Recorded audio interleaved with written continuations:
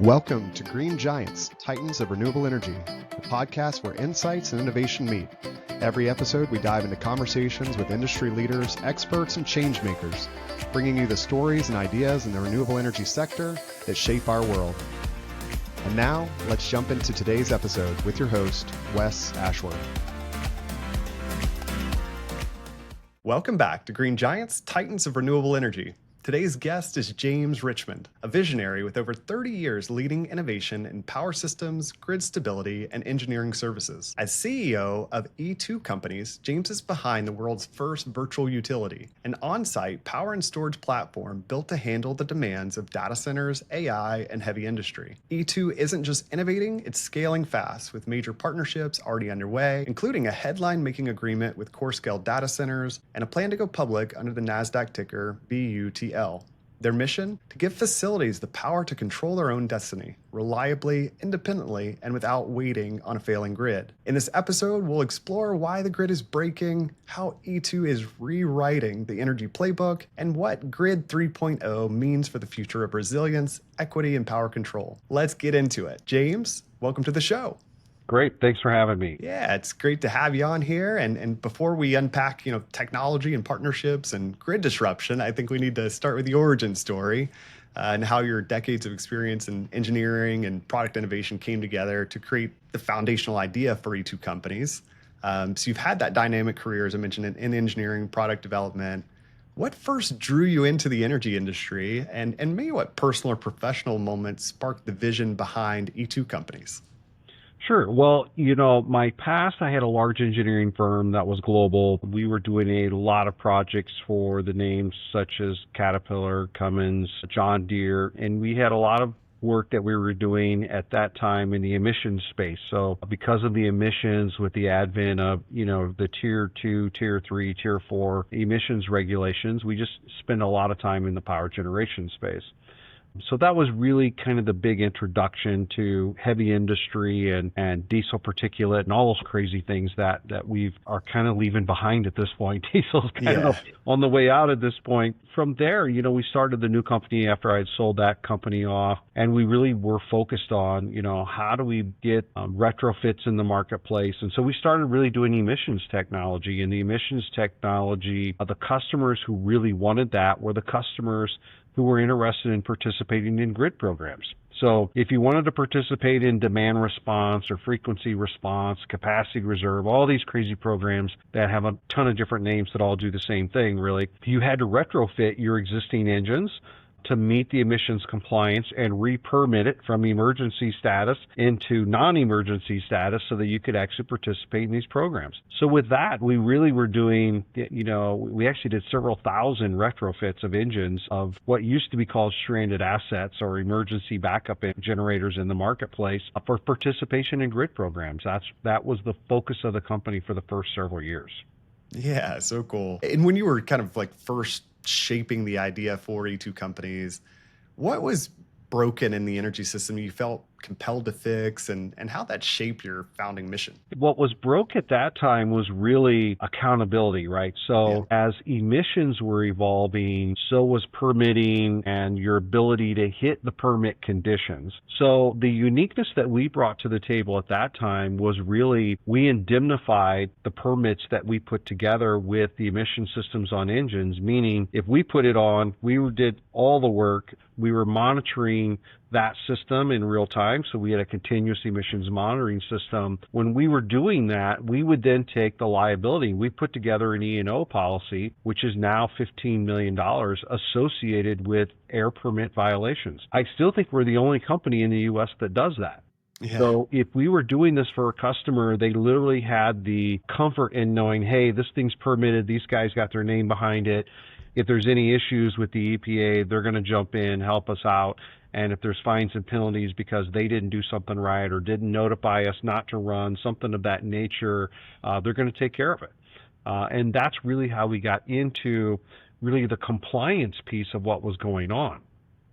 And so that was kind of the genesis of how are we doing it different how do you put something that nobody else is doing into the marketplace? And so that was kind of step one for us.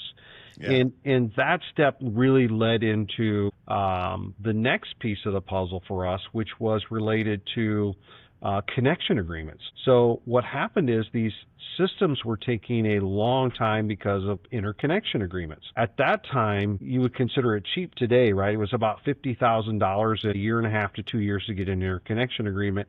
And we had customers who thought that was crazy back then. Yeah. And now, it's $100,000 megawatt to put in the application. And then as you're doing that, the price goes even up further. And it takes anywhere from 3 to 7 years to get an interconnection agreement now. And so our customers started asking us, hey, can you help us solve this interconnection problem? Because this is really causing us a bottleneck in getting our products out to market. Yeah, absolutely. And thinking a little bit about the virtual utility side of it that I mentioned a little bit in the intro there, what's the core idea behind the virtual utility and how does it challenge the traditional grid model? Well, the traditional grid model has always been to get this interconnection agreement, which we call parallel sync. Yeah. And the reason why people do that is because they don't want to have what we call the dreaded blip, right? So in a backup generator, we have this thing called an ATS, right? An automatic transfer switch. And the problem is from the startup of your engine and then this ATS switch goes off, you have about an 8 to 10 second delay that your building goes dark.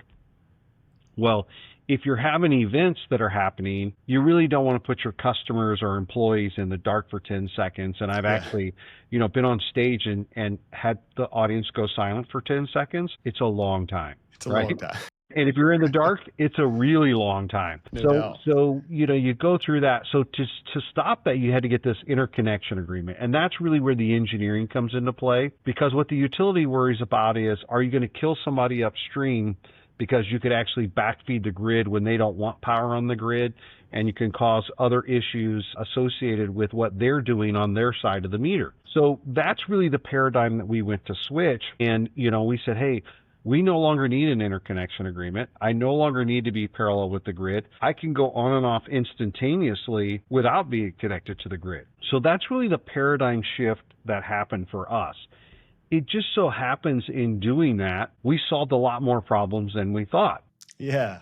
Not only did we solve this engineering problem, but the future of what's been happening of inertia on the grid, the advent of robotics coming out at customers, AI chips coming out at customers, high compute, high density power systems. All of these things have special property needs that the utility is really struggling to supply and meet the demand of those customers. So that's really been the paradigm shift of the problem we set out to solve, we solved, but we didn't even know about the future problems and how effective we were going to be at solving really the future problems. Yeah, that's incredible. It's cool to see that come together as well too. And like you said, just the solve for future problems that maybe didn't even know that was going to go that way, but that's great. And just thinking about your founding vision, it becomes even more critical when we look at the system. It is challenging. Our grid isn't just aging; it's misaligned with how modern power is consumed, generated, and priced. So I want to turn to what's broken and really why we've tolerated it so long.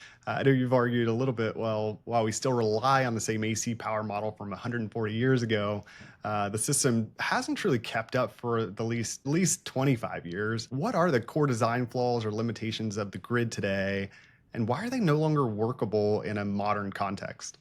Yeah, so the core design flaws are really the communications of what's happening with the grid, right? Yeah.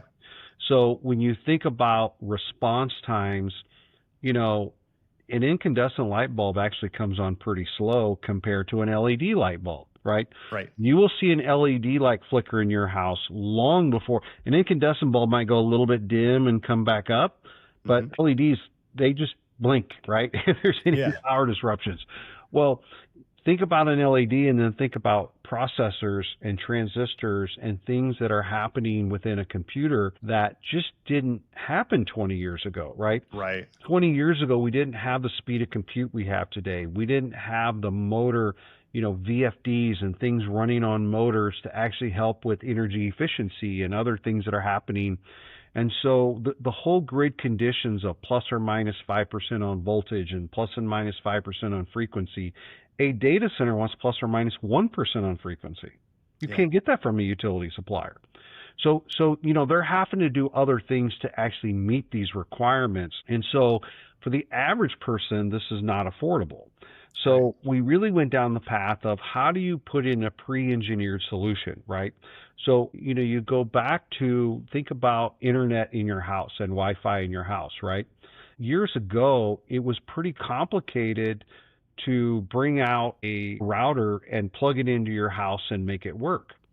So those routers that we had back then were pretty sophisticated with setting up your HTTP, your proxy. If you remember, you had to put in all these IP numbers, and so a lot of people didn't have Yeah. routers in homes. They just went, "Hey, I'm just going to plug mine into this fixed outlet for my internet because it's way easier than trying to figure out wireless." Right. You don't think about that at all now. Uh, Now, you plug in your wireless device, it goes and finds everything, and you put in a password, and you're pretty much good to go, right? yeah. That's what we're trying to bring to the power side of the customer's meter of, I've got high compute in my office building, or I got servers in my building, I got robotics, I've got car charging, I've got all these things going on. The utility causes me problems. I have outages, I've got flickers, computers rebooting, speakers that are going down, all these Yeah. kind of things that are happening. And unfortunately, they happen over time. They don't happen right away. So you're just thinking, man, I just replaced this thing a year ago. I cannot believe it's going out again, right? LED bulbs, I'll go back to that. They're supposed to last, everybody's like, oh, they're going to last 25 years. Yeah. I would like to know the people who's got their bulbs to last 25 years because it's not me. I don't think they last any longer than an incandescent bulb because there's just the power requirements to make that last on that time frame just isn't there. Hmm. So we're trying to bring this clean condition power, as we call it, behind the meter, which means you're getting perfect power all the time. And when you're getting perfect power all the time, your maintenance goes down and your efficiency goes up and your costs go down. So that's really the idea behind the Ready and the virtual utility is you need something that can actually help deliver the power that you need. So we all have heard of transmission and distribution, and I'm adding a third layer now called delivery. Yeah. Now, utilities today think they have delivery, but their delivery is like the UPS guy or the paper guy throwing your box on your front porch, right? It's not the same as taking it in your house, opening it up, and setting it on the shelf. Right. We take it out of the box, put it on the counter so you can actually use it. So Yeah. think of it in that kind of a context of what we think delivery is as compared to what transmission and distribution really is. And so the 140-year-old system is a big power plant. They transmit it over high voltage lines to a distribution substation, which then sends it to the meter at your house. And it worked for 100 years. It just doesn't work anymore, right? It's very inefficient. It's very cost prohibitive. It's expensive to expand. And quite frankly, it's not that good. I mean, the tolerances of old are not the tolerances of today. A great example is, if you bought a Ford Mustang in the 60s, right, you had this V8 302 motor that produced about 400 horsepower. Yeah. You now buy the same Mustang with a four-cylinder motor that produces 500 horsepower. That's what you have to think about with the grid. They're still trying to run on the V8 Mustang Uh-huh. instead of the new four-cylinder that uses half as much energy and gives you a lot better torque to get down the road. The same with the suspension system. All those things, the grid hasn't changed. It's very little that the grid has changed coming to your house and the meter. Absolutely. No, that is so good. Those parallels and analogies really just paint a picture and make it really easy to get your head around. So I absolutely love that. And part of this, you mentioned we have that 1.2 million megawatt grid, but only use 400,000 megawatts on average. Why is that fully, an efficiency problem? Maybe you've outlined it some there. I think you covered a little bit of that, and not maybe a supply problem, which I think is what's discussed probably more commonly. What's the public not seeing with that? Yeah, so in power, we have these things called inrush currents, right? So whenever you turn on a light switch, there's this huge spike of power to get it turned on, and then it goes down and it levels off. Yeah. The same happens with your air conditioners and your washers and dryers and pumps and all these things that run. And the best example to use is a house, right? So your house has typically a 200 or 400 amp panel on it, right? And if you go read anything from IEEE or FERC or anybody out there, you will see the average home uses 1.5 to 2 kilowatts per hour for 8,760 hours per year. If you take that times the 110 or 240 volts, you're actually at about 6 amps. So when you think about your house is using 6 amps on average every hour of the year, but your panel is 2 to 400, the utility tariff requirement is to power your house at 2 to 400 amps. Because when the air conditioner kicks on and then the refrigerator kicks on, and if they do it at the same time, you're going to see this 100 amp spike. Yeah. So they have to make sure that that condition can start up. Now, the downside of that is all that power is sitting there waiting to be used. And if it's not used, it's traveling at the speed of light and dies. Yeah. So it's wasted energy, right? Mm-hmm. So that wasted energy is how do we fix the wasted energy that's happening on the grid? So that's why you see this small amount of average power compared to how much we actually have available on the grid for all of these conditions that are like popcorn, right? They're just happening like this all the time. And the same issue of, you have 15 million meters running. It's a little bit different than when you had 1 or 2 million meters running in a network. And so now the multiplicity of that with the size creates these buffers that they have to have, which are becoming large and uncontrollable. So when you think about it, I'll go back to how do you solve this on a residential, right? Instead of trying to figure out, hey, how do I put a Tesla Powerwall to power my house for 12 or 15 hours, which is great if you don't want to buy a backup generator. But think about this. If you have one that only lasts for an hour, just a small one, and you have an inverter, you can now run your house on 2 kW 24/7, 365 because the battery in the inverter will take all these spikes and the grid no longer has to worry about supplying you 200 amps. They only need to supply you 6. That's the efficiency gains that can be made on the demand side, which is what we are focused on. So when you focus on this demand side, it is the fix for the grid, and it will produce 25 to 35% more power on the existing infrastructure without adding a dollar to it. Yeah, that's incredible. And again, so well explained there. And just, I'm sure listeners are going to eat that up and just kind of like thinking about it and hearing it. It's really illuminating. Like it really does paint a picture and you're like, oh my gosh, wow. If you set your cruise control in your car and you're driving across, the country, Yeah. you're going to get much better fuel economy than if you stomp on. Yeah. Right? It's the Great same analogy. concept. That's what we're doing with the grid. We're throttling this power all the time to everybody, and it's just not efficient. No, not at all. And that's not even getting into the complexity of the loads, right? Right. The complexity of the loads of AI chips and robotics and EV charging and all this. When you put a high capacity charger, we have a 25,000 square foot building here. We have a demo charger that will do, I think it's 180 kW. Yeah. It's 4 times the load of our entire building when we plug in a car to charge. Right. So you don't think about that, So you think about, I'll go back to the residential, the little transformer that sits on the pole typically supplies about 3 houses. If everybody put in a 50 amp charger and they all wanted to charge at the same time, you'll actually burn up the transformer, right? Because it depends on the neighborhood and who's putting in what size charger. Sure. If you put in the little charger that takes you 12 hours to charge your car, probably not going to have a problem. So now the utilities, rather than fixing the energy problem at the house, they're going to put in larger transformers or software that then controls the charger and how much it can charge. So I had these great example at Distributech. I was talking to some of these software guys, and they're like, well, we just look at this guy has 85% charge, this guy has 20% charge, so we're going to go ahead and let him have more charging power so we don't overload the transformer. We're not going to give him as much. I said, that's great. But how do you know that this guy's staying at home tomorrow and this guy has to go on a road trip? Yeah. You don't. Right. So the utility is making a decision on your power that you pay for without you having any choice. I don't think that's what we want as consumers. I think we want full choice of our power. I think we want to choose where we get our power. There are different philosophies out there, and I'm not going to get into politics because some people are all about being fully green, and some people say fossil fuels are here to stay, and some people are in between, and it's all over the place. Yeah. But what I will tell you is it doesn't matter if you want to support the consumer. I want to give the consumer the choice of, you're going to put in a pre-engineered solution. I don't care whose product you choose. That electron is going to work for you, whether you want to choose you have an ESG heart, you have a pricing heart, you have an efficiency heart, you have a reliability issue that you're concerned about because you have somebody on a pacemaker, so who knows what the condition is. Yeah. And so I want to build an environment that says, hey, I'm agnostic to what makes the electron, and I'm agnostic to what the customer's ultimate reason for the running the power. I just want to be able to, I can supply anything they need when they need it. Yeah. At the price they're willing to pay. Yeah. Because that's what the customer wants in the end.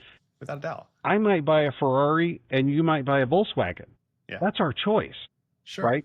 So the price you pay for that is independent, and it's an individual decision, and the utilities today are taking away the individual decision. If you buy from a utility, and this will get into the phone, how this works with the phone business, right? Like in Texas and ERCOT, you have your local utility and they let you choose who supplies the electron. But really you're still buying from that guy who's controlling that in the end, right? He's controlling the power to your house. Right. Well, the telephone companies did this some time ago as well, right? You had a copper line phone in your house. They supplied you the telephone line, and you could choose whatever long-distance supplier you wanted. That sound familiar? Yep. It's exactly where we're at today with the grid. 40 years later, that grid is still trying to do the same thing that Ma Bell did. And we know how that worked for Ma Bell. Right. And so when you think about your cell phone and you think about, I could pick multiple suppliers for my cell phone. I could pick whatever kind of cell phone I want. I want a smartphone. I want an Apple phone. Do I want Samsung? Whoever's phone? It doesn't matter. You get to choose that. I can charge it in my car. I can charge it in my house. I can charge it on induction. I can charge it Wi-Fi with another person. I can transfer files around. I can be on Wi-Fi. I can be on Bluetooth, or I can be on cellular, or all three at the same time. That's the choice that we're trying to bring to power. Do you want to be on wind? Do you want to be on solar? Do you want to be on gas? Do you want to buy directly from the grid? Do you want to not buy from the grid? I don't care. But now you have the choice that you get to make the decision of how you want to buy your electron to make yourself as comfortable as you want to be.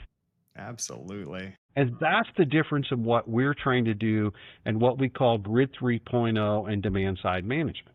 Yeah, that's good stuff right there. You've done such a great job just painting the picture, I think outlining the problem, even getting into the solutions as well too. And it's super fascinating just to hear it. And I'm sitting here smiling. Just it's enlightening as you learn more and hear it more. I do want to touch on a little bit, just a couple different topics as we go through, but we dug into a bit of the grid's weaknesses, outlined some of the problem there too. The urgency of the problem really does come into focus, but between AI, massive data loads, electrification of everything, they're pushing energy demands to extremes. And so you're at the forefront of solving one of today's biggest energy headaches, which is the massive power draw of AI and data centers. I think we hear on a daily basis now, but I guess how serious is this surge? And can you tell us a bit about it just from your perspective? Well, I caution people to not panic with some of this stuff because what you hear about a data center is 3 years to get in the ground, so it's kind of out. But the real issue that we have, in my opinion, is we kicked the can for 20 years on what generates power in the grid. And I've had this conversation with people in the past. When we have our coal, our nuclear, and our hydro, which makes up 60+% of all the power production on the grid today, is all at end of life, right? They're all past 40 years. Some are in the 45 and 50-year range of life, right? Although I can applaud the data center industry who's trying to help this by saying, hey, we'll spend the money to keep these nukes running. They're 50 years old, right? Right. So the question is, how do we get past the 60% retirement that's going to be happening on the grid? So whether, a few years ago, we were worried about how are we going to charge all these electric cars? Because if you remember, the last administration was we're going to be all electric cars by 2030. And everybody's like, geez, how are we charging all these cars? And here we are 2025. And by the way, we still haven't figured out how we're going to charge the cars. Even without the EV mandate anymore, the current ones we have, we're going, hey, the consumers don't like this because they can't figure out how to charge their cars. Yeah. Right? It's a problem unless you're at a certain income bracket that allows it to be convenient for you. It's not very convenient. That's just the fact. So if you're on the higher level of the income scale and you can afford to put your own charger in your garage, you're okay with EV. Yeah. If you live in a multifamily unit of 200 apartments, it's not such an easy task. And we're not going to see things happen at scale until we solve these kind of problems. So all I'm cautioning is the exasperation of We need more power, whether it's EV, AI, robotics, you name it, doesn't matter. We're going to need more. If we think the world's getting hotter, we're going to need more air conditioning too. If Yeah. we want to bring manufacturing to the U.S., we're going to need more power for that too. And manufacturing creates a 3-to-1 job ratio. So when you think about power for that manufacturer, think about the other 3 jobs that creates, the people Yeah. doing maintenance and all those kind of things. Those people need power too. So while a data center is a condensed source of power, which may be easier to do actually from a utility standpoint, a manufacturer is a dispersed group of power, which is even more difficult to deal with. So the costs associated with manufacturing power versus data center power are not equal. Even though the data center dwarfs in a number concept, it may not dwarf in a price concept, if that makes sense. So I think about that in the economic formula. But what I really am most concerned about is the argument over renewables, knowing that 60% of the grid needs retired. Yeah. I think people need to get over this. We need everything we can get, and we need to figure out how to make it all work. Because the reality is, as we start to shut down nuke and we start to shut down more coal, because there's a lot of coal shutting down and it'll continue to shut down because of the age of it, regardless of what people say about cleanliness and scrubbers and all these kind of things, the reality is they're just old and they need shut down. So as you're shutting these things down, what is the replacement, right? Now, we can argue natural gas will help, but there's not enough natural gas infrastructure either to replace 60% of the grid, right? And natural gas is coming on fast. Sure. And natural gas has been the largest CO2 reduction in this country for the last 20 years because it has gotten us off of coal, and which is a very comparably dirty source of power compared to natural gas. So natural gas is a good bridge fuel, I believe, if we can figure out a lower CO2 intensive power source. And I laugh about no CO2 because we breathe out CO2. So ultimately, we're always going to have some CO2 or we won't be here. So Yep, exactly. So we got to keep that in mind. So I think the bigger issue for the U.S. and actually, quite frankly, most of the world is where's the power coming from? Yeah, exactly. And, you have the transmission and distribution, which we already talked about, but, the data centers will come. And what gets lost in the conversation about AI and data centers is the efficiency of human activity that happens because of AI, right? Yeah, So sure. if I figure something out and it makes me more efficient and I don't have to drive to the store, right? Or I don't waste my time in my vehicle or trying to do something because AI has given me a quick answer. The power that the AI is using, there hasn't been enough studies yet to tell you the offset of what it's saving on the other side. Now, we'll figure that out over time. Yeah. If you remember, I'll go back to the phone slogan, phone first, it's a real time saver for all of us that are older, right? And so, that even was an efficiency gain when in the 80s when fuel was expensive, right? When gas was very expensive, it was, hey, it's cheaper to spend a dime to call and see if somebody's there or it's open than it is to drive there. So I think AI hasn't really gotten to that stage of information yet. But I think we will find the knowledge gain that we're getting and the efficiency gain that we're getting due to AI will be offsetting CO2. And time will tell on that, but I am positive there will be effects of the efficiency of AI. Yeah, great perspective there. I haven't really heard anybody talk about some of those offsets as well too. So that's good, just thought process and thinking about that as well too. Right. I want to transition a little bit just to some of the things E2 is doing as we get into it. So tell us a little bit about that, the core scale data center deal. What makes the partnership so significant, and what will E2 be delivering? Well, we're the new kid on the block, right? So we have a new product. We're effectively replacing diesels and UPSs at data centers with a better, more efficient technology. Data centers, as cutting edge as they are with AI and all those things, from a power infrastructure standpoint, they like new stuff so long as it's 10 years old. So there's a little bit of this conflict that we have between getting our product, even though this product's been around for 8 years now. So we're kind of at the cusp of where they like us to be. Sure. We've had them out in the field for a couple of years. And so getting through that cycle of comfort with the data centers has been a challenge for us. So the core scale agreement for us is a great initiative. There's a lot of study and engineering that goes into the due diligence of our product, and what is our mean time between failures, and what is our engineering process, and what do we think our uptime ratings are, and all those kind of things. So the core scale has been very good about coming in and saying, hey, we'll integrate the design in, we'll go present this, we can keep the old design if we need to, but they like the pre-engineered concept. They believe it is the future as well. Something has to change in the data center space, especially in Europe. You're not going to be able to use diesels in the future, even in the U.S. Right. Virginia has changed the rules. It's going to be very difficult to use a diesel engine in the future. So they have to change. And so, they're really helping us be a change agent in the industry. And I think that's an important piece. I applaud the team there for believing in us. And we're working very closely together to meet the needs of the hyperscalers and the other customers that are out there that, together, and we're not going to force anything on anybody, but we're going to put our guarantees behind it. I'm going to insure the electrons, which is something nobody else in the industry is doing, just like on the emission side. So, that's more than you'll get from your utility company. So some of that helps kind of ease the pain to get the data centers into the space and understanding the technology. But ultimately, I think the time that we're in where you just can't get the power fast enough helps ease that burden a little bit on us, because it lets the data center go, well, we've got to do something, Right. because we're not getting any power for 5 or 6 years if we don't. Yeah. So that's really been on the forefront of our thought process with CoreScale, and we're very appreciative of the relationship with them. Yeah, it's an incredible partnership. I want to dig a little bit more into your technology. Uniquely handles load spikes and surges. You touched on that a little bit in the beginning, I believe, but what's different about your solution versus other microgrids or other backup systems that are on the market today? So the biggest difference is we call it the time factor of the power, right? So because we have dual inverters and we're effectively managing the supply and demand at the same time, but independently. Yeah. So I can control voltage, frequency, and current on the input and the output independent of each other.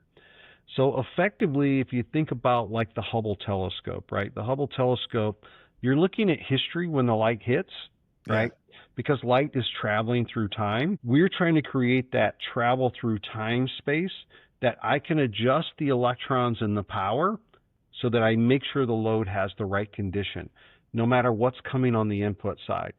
So by doing that, I'm actually taking and changing the electron from one side of the system to the other to meet the demand requirement.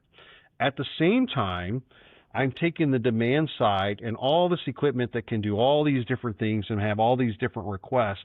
I can dynamically adjust for them and dynamically adjust to the utility or the input of generators or turbines or whatever, wind and solar, as the voltage changes across a field. So we can adjust for both of those independently to act like, so the bus of the grid, we call it an infinite bus because it's just a big bus, right? So that bus we consider infinite. So we effectively created our own bus that is what we call a synthetic bus, meaning we emulate the grid for the size of load condition that the customer has told us they need. So if they say they need 100,000 amps at a big data center, we make sure that we can instantly give them 100,000 amps up and down. Yeah. Which is effectively what the grid tries to do. And we do it in a tighter tolerance than the grid can actually do it. Yeah, it's incredible. We actually are working with Ireland, and in Ireland, our correction factor was so fast, they said, can you guys slow it down? Because we can't react as fast as you're reacting. So we actually need you to slow your responses down so you don't mess us up. No kidding. That's a good example of success right there. Right. So that's the awesome dynamics of how well we've engineered a system, and we have a patent on this system, and we think it's very unique in the marketplace. Other people are trying to solve this with supercapacitors and single inverters and batteries, and there are batteries that do a lot of stuff, but there are not batteries that complete the whole package. There are batteries that can do 25% load steps, maybe even a couple that can do 50% load steps, but we do 100% load steps instantly. So it's a much different type of power system. That's why I said we designed for power. We didn't design for storage. Yeah, it makes all the sense in the world. Transitioning a little bit away from technology and engineering, but there's a deeper layer to the story, just one about inequality, misaligned incentives, structural resistance. I want to explore how today's policies and utility models may be reinforcing the very problems they claim to solve. So you brought up maybe a provocative point, maybe not, but that corporate renewables may actually be driving energy inequality. Can you explain the thoughts behind that and how that actually works? Yeah, so I start from where I grew up. I grew up, my father was a factory worker, and we had a lot of kids in the family, so we had, we couldn't afford high utility bills. And when Yeah, it was cold, my dad would tell us to put on more clothes, and if we were hot, he would say take clothes off, right? I mean, we didn't get to adjust the thermostat up and down like kids do today. We didn't have Nest thermostats. It was pretty much set really low in the winter so that it was warm enough that you didn't die of hypothermia, but right.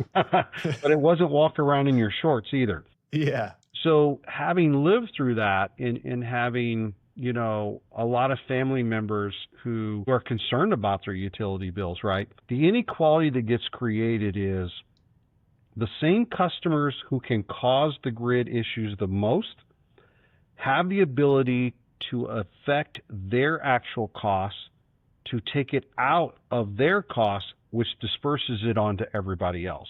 yeah, So now I've made a lot of money in the demand response world, right? And so there are customers who participate in demand response, and the more money you can make in demand response is because your loads are worse.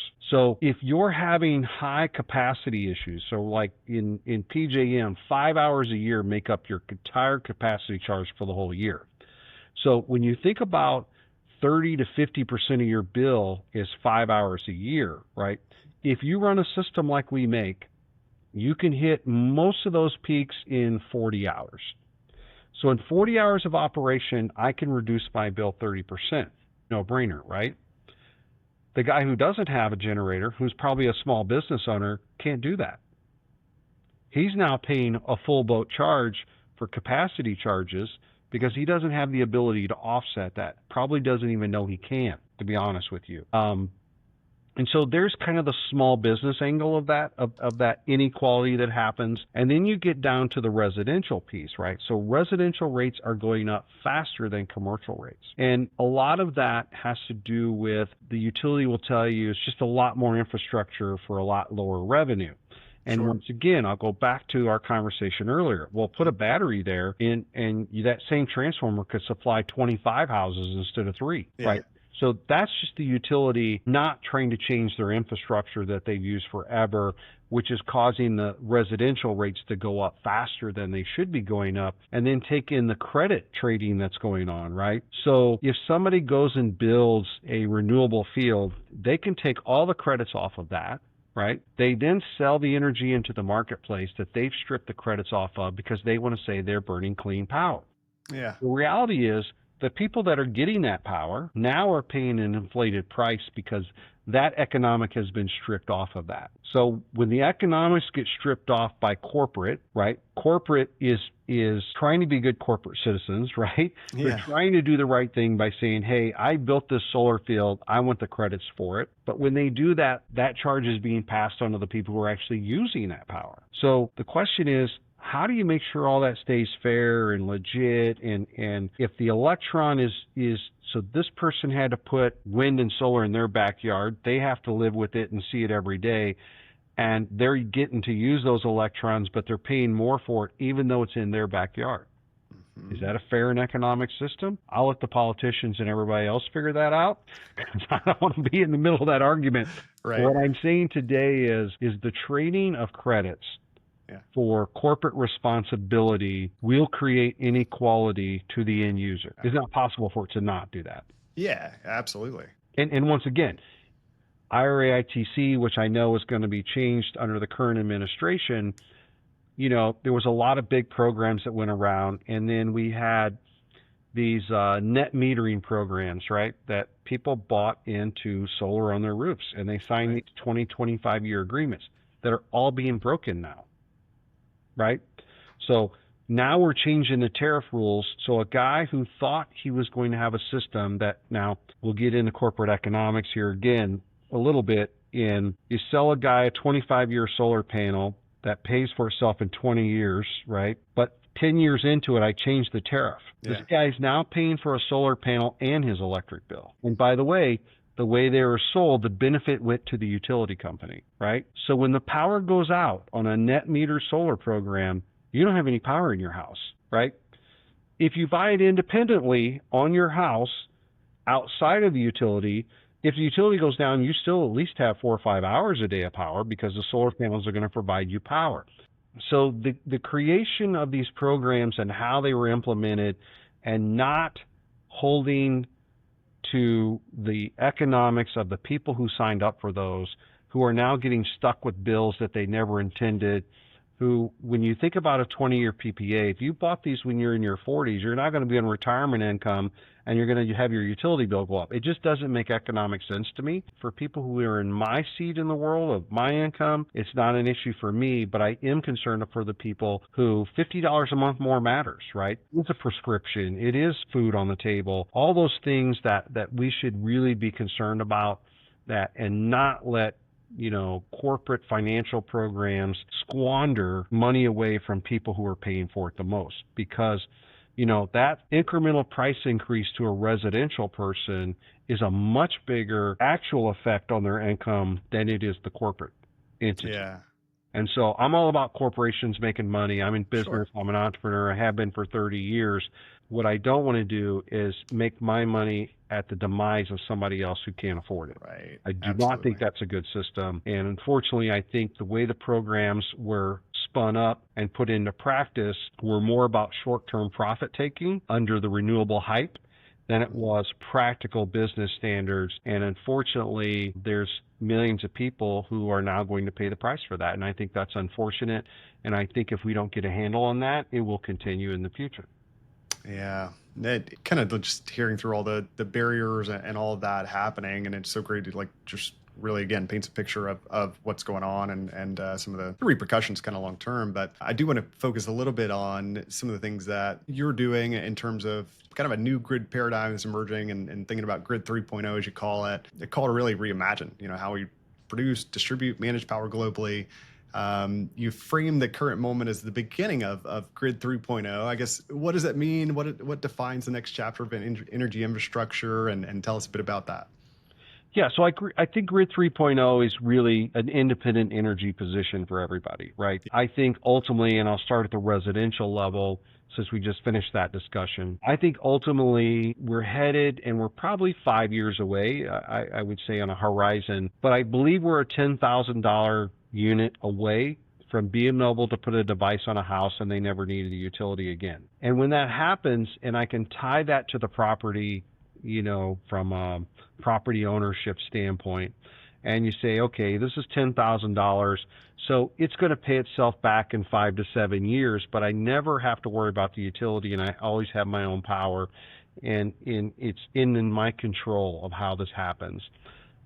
I think utilities are going to be in trouble, and I think we're 5 years away from that. Yeah, On the okay. business side, I'm telling you, I can do it today. Yeah. There are many markets. I can go deploy our product today and get the customer at 12 cents, which is less than the natural,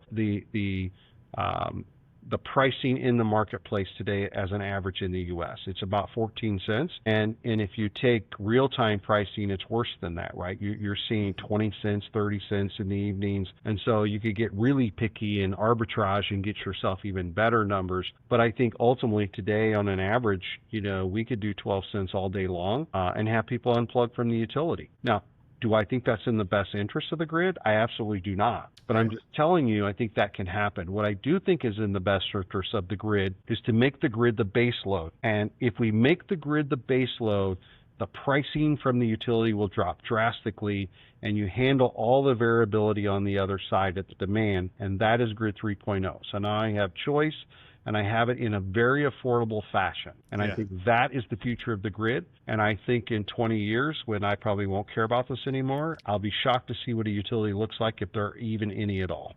Yeah, that's incredible stuff. Definitely excited to see how that all develops and where it goes, and thankful for companies like you that are making those changes and making those strides to make it a better world overall and help everyone involved with that. So as we get really close to time here, bring this conversation home, want to zoom out a little bit.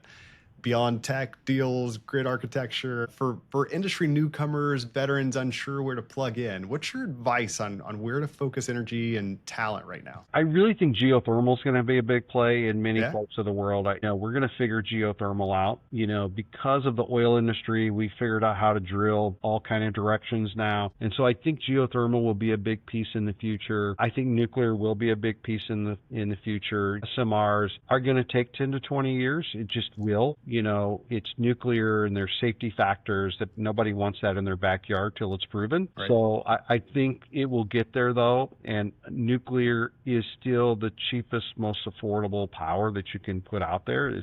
That's the reality. It's just getting comfortable with it, I think, is the number one issue, making sure it's safe. I think there is new battery technology that is coming out very fast. Sodium is coming along very fast.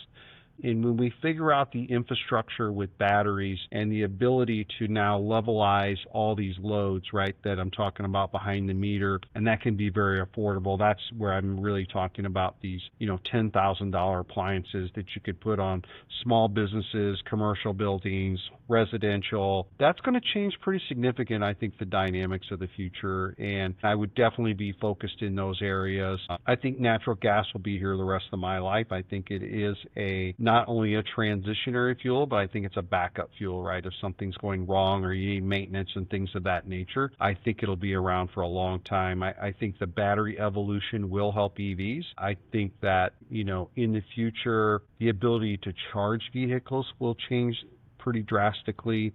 When we can get to where we can charge a car in 3 minutes, which is about the same time it takes to fill it up with gas, Right. you'll see transition. Yeah. But until then, I think that, we'll still let the people who like it as a second comfortable car to drive around town, we'll let them keep doing it. I have one, so Right. we have an electric vehicle for driving around town. There's nothing more comfortable with more. I just have to tell you, the comfort and safety I think you feel in an electric car driving around is not very touchable compared to other vehicles. No, without a doubt. Final question, kind of any other parting words of advice, things you didn't get to share? The floor is yours for a couple minutes. Anything else that we didn't hit on? I would tell you that I think energy is today the topic of the next 5 to 10 years. There's just no doubt about it. Right. There is nothing happening until this energy crisis, I would call it, is solved. And it is a crisis because of the retirement of power that's on the grid. We haven't really figured out what we're replacing it with, nor have we figured out how to make energy more efficient. I think energy is what built America, and energy is what will make America move ahead again.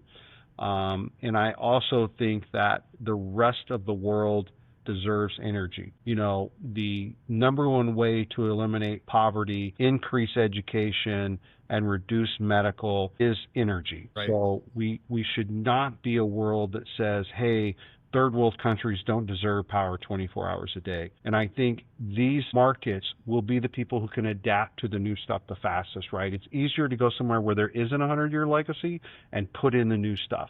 And so I like that standpoint. My father was a minister, so I have somewhat a soft heart. But I do like to see, us take care of the whole world, not just the U.S. and our backyard. So I really think energy is something that everybody should have access to, and I think it should be affordable for everybody. So my goal is really affordable, accessible energy for everybody. That's really what my goal and mission is. Yeah, well said and very powerful. Great way just to wrap it up. So with that, we'll conclude today's episode of Green Giants. A huge thank you to you, James, for just joining us and sharing your insights and how we can rethink the grid and meet rising energy demand and build more resilient systems. If you enjoyed this conversation, please share the episode with your network, subscribe to the show. Check the show notes as well too. Leave us a review. It really helps us grow and bring these powerful stories to more listeners. And thanks for tuning in. We will see you next time. This episode of Green Giants, Titans of Renewable Energy, was brought to you by Lee Group Search. If you enjoyed today's discussion and are looking to recruit top talent for your company or find your next career opportunity in the renewable energy sector, visit leegroupsearch.com. Let's continue driving the future of clean energy together. Until next time, keep pushing toward a greener future.